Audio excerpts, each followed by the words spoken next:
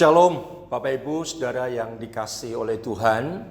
Selamat pagi dan mari kita akan bersama-sama untuk mendengarkan firman Tuhan, di mana firman Tuhan terambil dari Injil Markus pasal yang ke-14 ayat yang ke-33 sampai 34. Saya mengajak kepada jemaat Tuhan dimanapun berada, kita akan membaca di dalam Markus pasal 14 ayat yang ke-33 sampai 34. Bila mana sudah siap, kita akan mulai bersama-sama membaca Markus 14 ayat 33 sampai 34. Demikian bunyi firman Tuhan. Dan ia membawa Petrus, Yakobus dan Yohanes sertanya. Ia sangat takut dan gentar, lalu katanya kepada mereka, "Hatiku sangat sedih, seperti mau mati rasanya. Tinggallah di sini dan berjaga-jagalah." Ia maju sedikit, merebahkan diri ke tanah dan berdoa supaya sekiranya mungkin saat itu lalu daripadanya. Amin. Mari saya ajak kita tundukkan kepala dan kita akan berdoa terlebih dahulu. Bapa kami di dalam surga, kami kembali rindu mendengarkan akan kebenaran firman-Mu, agar senantiasa memberikan kepada kami tuntunan, agar hidup yang kami hidupi selalu ada dalam terang kebenaran firman-Mu yang membuat kami berhasil beruntung dan bahkan hidup kami dapat memuliakan nama Tuhan. Tuhan, tolong kami dan berilah iluminasi pewahyuan atas kami semua. Dalam nama Tuhan Yesus kami berdoa. Amin. Amin. Nah, Bapak Ibu Saudaraku yang dikasihi oleh Tuhan, khotbah pada hari ini berbicara tentang berbagi hidup untuk sesama. Berbagi hidup untuk sesama. Bukan hal yang mudah seseorang mau menderita. Apalagi kalau menderita itu untuk orang lain. Ya. Kalaupun mungkin ada, pasti ada alasan atau tujuan yang jelas. Itulah sebabnya hal-hal yang seperti ini membuat banyak orang itu tidak begitu tertarik, apalagi terlibat di dalamnya untuk mau ikut menderita buat orang lain. Nah, ayat yang kita baca tadi memberikan kepada kita gambaran atau contoh yang jelas. Bagaimana ketika Yesus mengajak murid-muridnya pergi ke Getsemani dan 12 murid, hanya 3 yang mengikuti, ya. Kemana? Ke Bukit Getsemani untuk berdoa. Nah, apa yang terjadi kalau kita membaca keseluruhan perikop ini, maka kita akan menemukan bahwa murid-murid yaitu Yohanes, Petrus dan Yakobus ketika ada di Bukit Getsemani, mereka pun tertidur. Mereka tidak bisa merasakan apa yang sesungguhnya sedang dirasakan oleh Tuhan Yesus. Seringkali ini dijadikan alasan. Banyak orang Kristen, orang percaya, anak-anak Tuhan berberat hati untuk apa? Untuk ikut terjun dalam pelayanan, melayani Tuhan, melayani sesama. Dan saya mau beritahukan, inilah letak kegagalan kekristenan kita dalam kita mengiring Tuhan. Itulah sebabnya saya mau ngajak Bapak Ibu Saudara baca Filipi pasal 1 ayat yang ke-29. Demikian bunyinya, Filipi 1 ayat yang ke-29. Sebab kepada kamu dikaruniakan bukan saja untuk percaya kepada Kristus, melainkan juga untuk menderita untuk Dia. Jadi Bapak Ibu Saudara yang dikasihi oleh Tuhan, kita ini diberikan kasih karunia Tuhan, bukan hanya percaya supaya kita menerima keselamatan daripada Tuhan, tetapi juga menderita bagi Tuhan, yaitu melayani sesama. Nah, di ayat yang tadi kita sudah baca dalam Markus, saya ambil ada 3 hal. Ya, yang pertama, Tuhan memperlihatkan keadaan dirinya. Nah, kita melihat lalu katanya kepada mereka, hatiku sangat sedih seperti mau mati rasanya. Bapak Ibu Saudaraku, kita melihat di sini bahwa Tuhan sedang menunjukkan keberadaannya dalam keadaan sedih, dalam keadaan susah. Oleh karena apa? Kita semua tahu, oleh karena mengemban tugas mulia dari Bapa menebus dosa manusia. Nah, kalau kita melihat di sini adalah merupakan ungkapan yang terdalam dari hati Yesus. Karena beratnya memikul dosa manusia, di mana Yesus tersalib di Golgota. Begitu beratnya memikul beban dosa umat manusia. Maka Yesus berkata, hatiku sangat sedih dan mau mati rasanya. Kesedihan ini sangat mendalam. Dan ini juga memberikan gambaran sebenarnya kepada kita, bagaimana kesedihan Tuhan untuk keselamatan jiwa-jiwa yang masih di luar anugerah Tuhan, yang mereka juga membutuhkan supaya mereka juga diselamatkan, sebagaimana pesan Tuhan Yesus sebelum naik ke surga. Kita diberi kuasa, kita diberikan kuasa, diberikan Roh Kudus untuk turun dan tinggal di dalam kehidupan kita, supaya kita menjadi saksi Tuhan. Yang kedua, Tuhan mengharapkan keterlibatan murid-murid dalam pergumulannya. Dikatakan tinggallah di sini dan berjaga-jagalah. Artinya Tuhan ingin agar murid-murid ya walaupun cuma 3 yang ikut, tapi jangan kau pergi. Tetaplah ada di sini dan bahkan ikut berjaga-jaga. Kenapa? Karena Tuhan Yesus mau agar murid-muridnya tetap dekat dengannya. Saya bisa merasakan ketika orang dalam keadaan yang susah, yang sedih, yang galau oleh karena berbagai persoalan di dalam hidup ini. Dia membutuhkan adanya orang lain. Ya, tentunya orang-orang yang dianggap spesial untuk bisa hadir di dalam hidupnya. Supaya bisa memberikan spot dukungan bahwa sesungguhnya aku sedang dalam kesusahan. Dan kehadiran orang-orang yang ada di sekitarnya itu sangat memberi kekuatan, sangat memberikan bantuan yang membuat tetap bisa terus melewati saat-saat yang sulit, yang sukar. Sebagaimana Daud juga mengatakan ada di lembah-lembah kekelaman.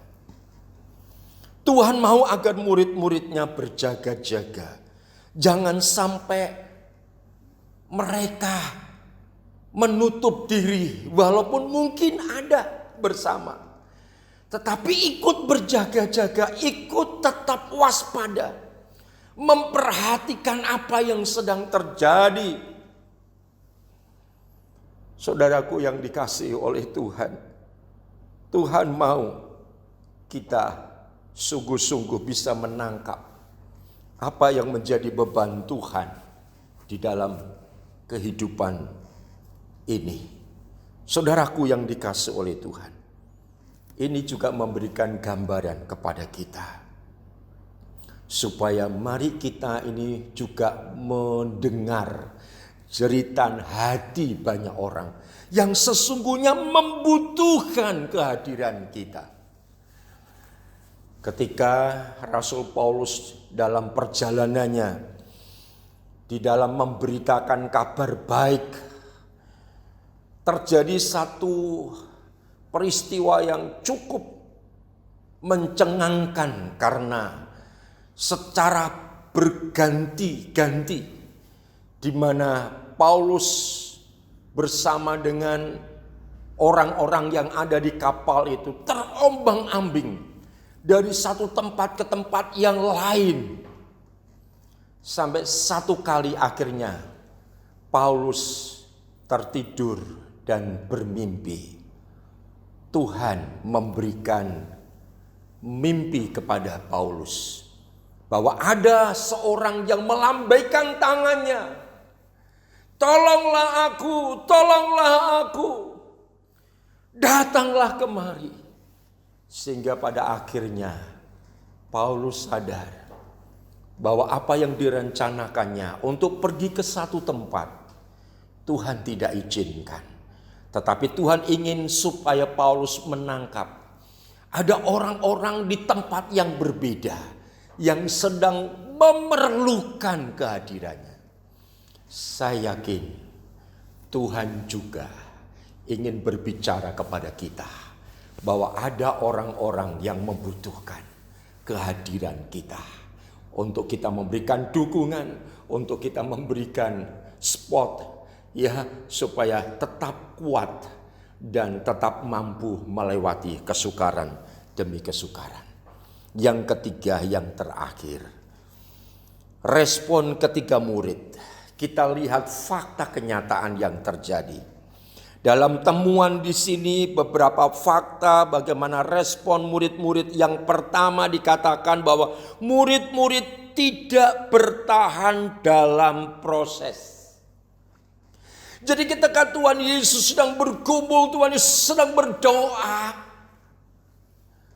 mereka tidak tahan melihat kondisi mereka sendiri, bukan karena melihat Yesus yang sedang bergumul, yang sedang mengalami pergulatan yang begitu luar biasa. Tapi mereka justru tenggelam dengan keadaan mereka sendiri. Mereka pada akhirnya tertidur. 3 muridnya tertidur. Mereka membiarkan dipengaruhi dengan keadaan, mungkin oleh karena di atas bukit yang dingin, sehingga mereka tergeletak dan tertidur. Gambaran ini juga memberitahukan kepada kita bahwa seringkali ketika kita dibutuhkan oleh orang lain untuk bisa memberikan perhatian kepada orang lain, kita sendiri juga terjebak dengan keadaan diri kita sendiri. Memang itu sesuatu yang natural, sesuatu hal yang wajar, yang memang tidak bisa disangkali. Tetapi ketika kita dibutuhkan, kita membutuhkan satu semangat juang yang lebih untuk tetap terus, bukan hanya bertahan buat diri kita sendiri, tetapi juga bertahan untuk menolong orang yang sangat membutuhkan kita. Haleluya. Murid-murid dipengaruhi dengan keadaan sehingga tidak bisa melihat kondisi Tuhan Yesus. Mereka tidak dapat menangkap pelajaran yang sangat berharga dari sebuah proses pergumulan yang Yesus sebenarnya sedang ajarkan kepada mereka. Bahwa ketika kita sedang menghadapi satu proses perjalanan kehidupan ini, kita bisa melihat seperti Yesus yang sedang melakukannya. Itulah sebabnya ada satu pelajaran yang penting yang saya ingin sampaikan kepada Bapak Ibu Saudaraku yang dikasihi oleh Tuhan melalui pelajaran firman Tuhan pagi hari ini. Yaitu yang pertama, bahwa murid-murid diajar oleh Tuhan untuk dapat berjuang melawan kehendaknya sendiri.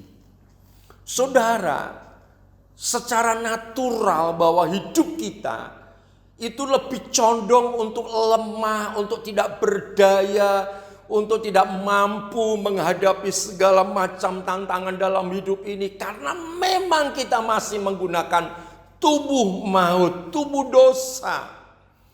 Tetapi Tuhan sedang mengajar kepada murid-murid untuk apa? Mengalahkan kemauan diri sendiri, keinginan diri sendiri, atau serangan-serangan yang ada, yang menimpa di dalam dirinya. Tuhan ingin kita belajar melawan. Sebagaimana Yesus ketika sedang bergulat menerima kehendak Bapa. Sebagaimana tadi dikatakan bahwa sekiranya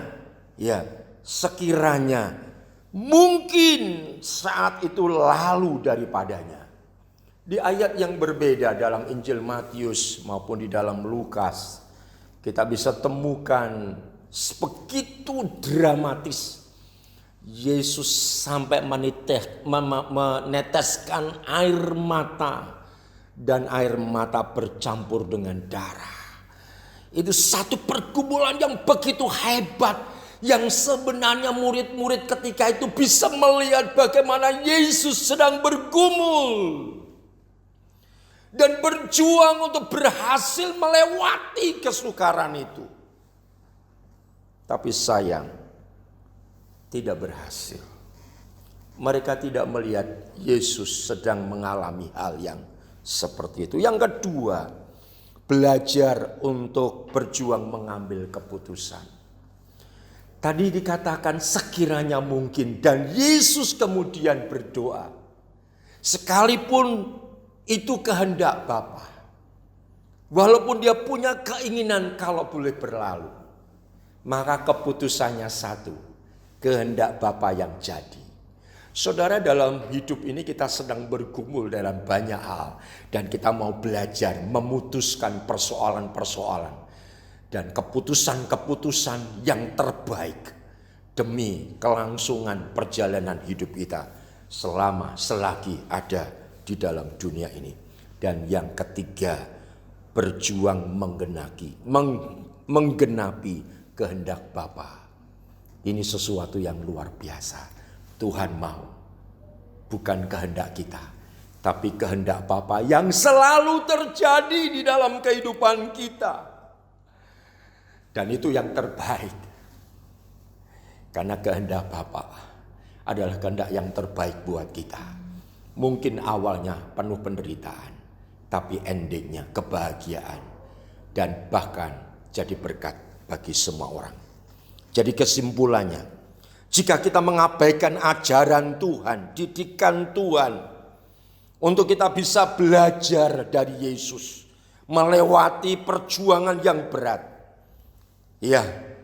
maka kita akan tidak dapat mencapai tujuan. Itulah sebabnya satu saja kesimpulannya. Mari kita ikut kehendak Tuhan. Belajar dari apa yang Yesus ajarkan kepada kita semua. Haleluya. Mari Bapak Ibu Saudaraku yang dikasihi oleh Tuhan, tiba saatnya kita bersama-sama untuk bersekutu dengan tubuh dan darah Yesus. Dan sebelum itu mari kita akan bersama-sama menyanyikan satu pujian, layaklah Kau Tuhan. Oh, terima kasih Tuhan, karena memang Kau layak untuk disembah, Kau layak untuk dipuji, sebab karyamu yang ajaib dalam setiap jalan hidup kami. Terima kasih. Oh, haleluya. Terima kasih Tuhan.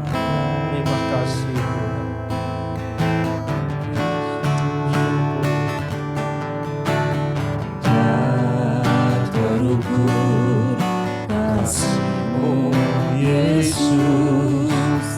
Kau telah mati gantikan diriku. Kau curahkan darahmu untuk tebus dosaku.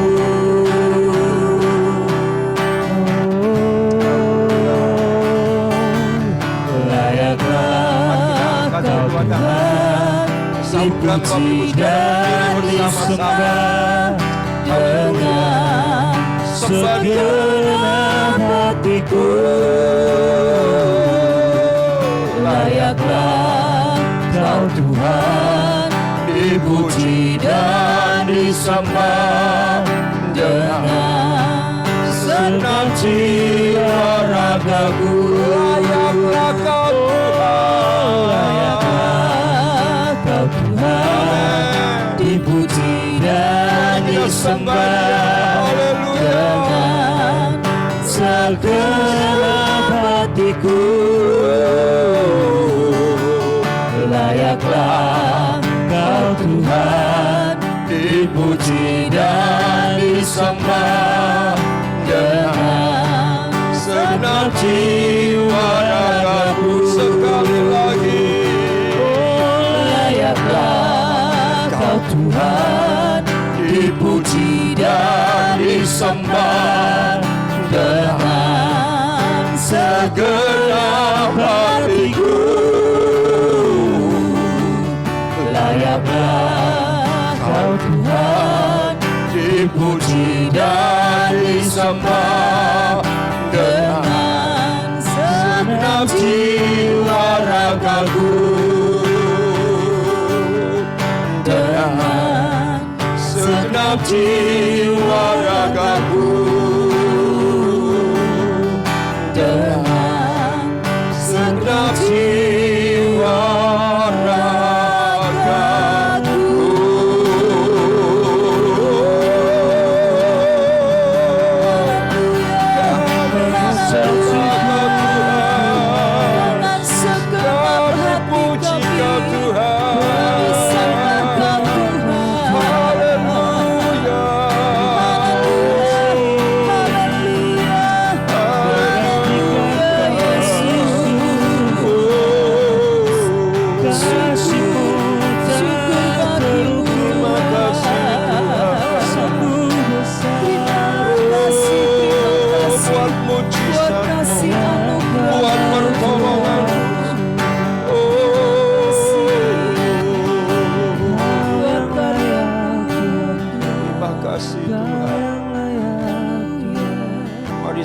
waktu sejenak untuk Bapak Ibu Saudara membaca ayat yang tertera di dalam roti yang sudah Bapak Ibu Saudara pegang. Renungkan, hayati, hidupi. Dan saya percaya Tuhan akan melakukan sesuai dengan firman-Nya bagi setiap kita. Oh haleluya. Terima kasih Tuhan, terima kasih. Terima kasih Tuhan, terima kasih. Dan mari Bapak Ibu Saudara, kita akan mendengarkan perkataan firman Tuhan. Haleluya. Dan ketika mereka sedang makan, Yesus mengambil roti, mengucap berkat, memecah-mecahkannya lalu memberikannya kepada murid-muridnya dan berkata, ambillah, makanlah, inilah tubuhku. Mari kita mau angkat itu roti tinggi-tinggi dan kita mau berkata sebagaimana Tuhan Yesus berkata, bahwasanya roti yang atasnya kami mengucapkan berkat adalah persekutuan dengan tubuh Kristus. Haleluya. Mari kita mau makan bersama-sama di dalam nama Tuhan Yesus.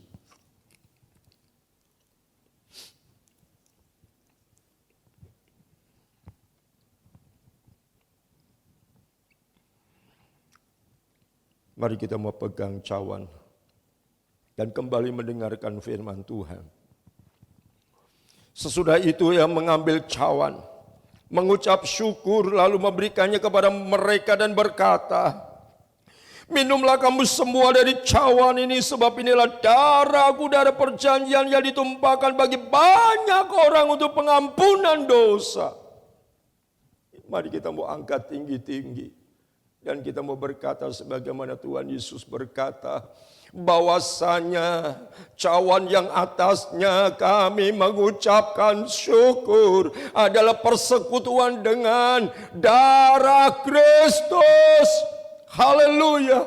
Kita mau minum bersama-sama di dalam nama Tuhan Yesus.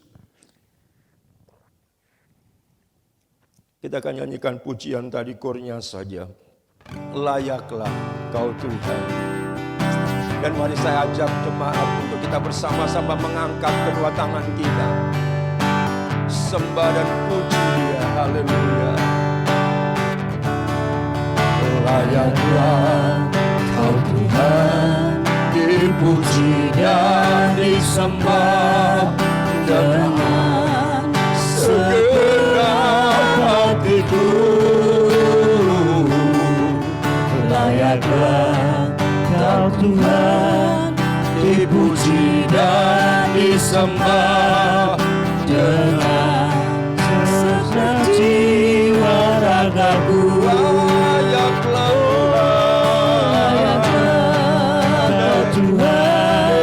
Dipuji dan disembah dengan segenap Engkau hadir di tengah-tengah kami Tuhan.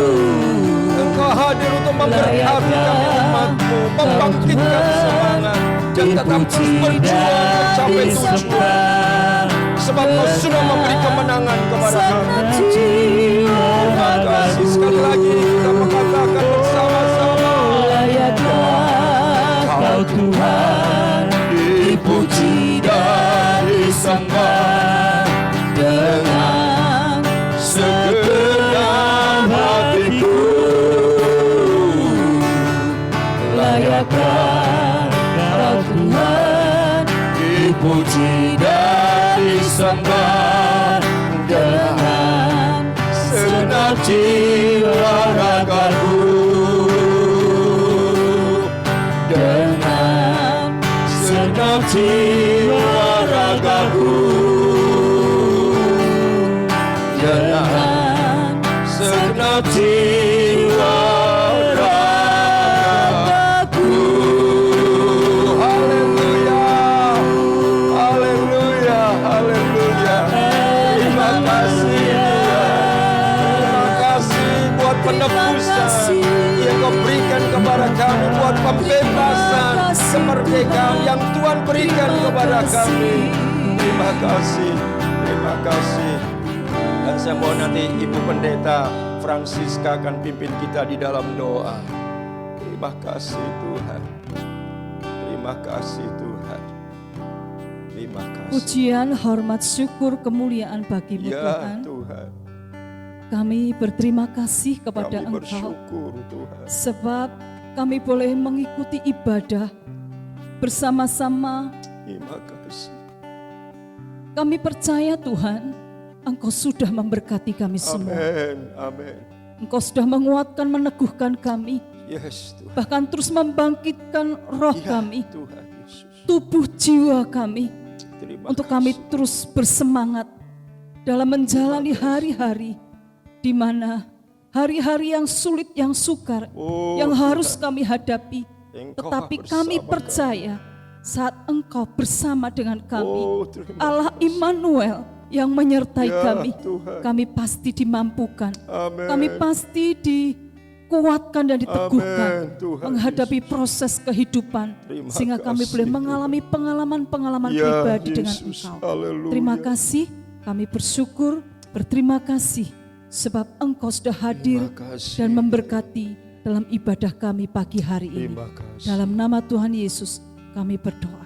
Dan sekarang saya ajak Bapak Ibu Saudara untuk mengangkat kedua tangan dan menerima berkat Tuhan. Tuhan memberkati engkau dan melindungi engkau. Tuhan menyinari engkau dengan wajahnya dan memberi engkau kasih karunia. Tuhan menghadapkan wajahnya kepadamu dan memberi engkau damai sejahtera. Mengalir di dalam roh, di dalam jiwa, di dalam tubuh, bahkan seluruh aktivitas di dalam hidup ini, sepanjang hidup ini dari sekarang sampai selama-lamanya. Di dalam berkat nama Bapa, Putra dan Roh Kudus. Di dalam nama di atas segala nama, Tuhan Yesus Kristus menyertai kita semuanya. Haleluya. Kita semua berkata amin. Amin. Tuhan Yesus memberkati kita semua. Haleluya.